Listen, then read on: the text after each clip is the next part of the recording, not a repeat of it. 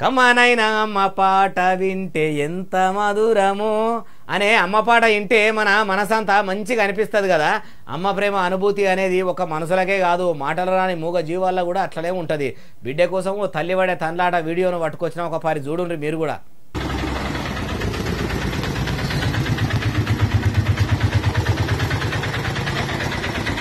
అగో చూసినరా, ఆటోలో దూడపిల్లని వేసుకపోతుంటే వెనక ఆవు ఎట్లా ఉరుకుతుందో.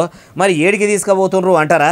జగిత్యాల పట్టణంలో ఈ ఆవు దూడని విడిచిపెట్టి మేతకు పోయి మళ్ళారా లేదట. 2-3 దినాల సంది దూడ ఆవు కోసం ఇంటికాడ ఒకటే ఒర్రుతుందని ఇట్లా నరేందర్ అనేట ఆయన ఆటోలు ఎక్కించుకొని ఆవు జాడ కోసము జగిత్యాల మొత్తం గల్లీలన్నీ గాలించిండట.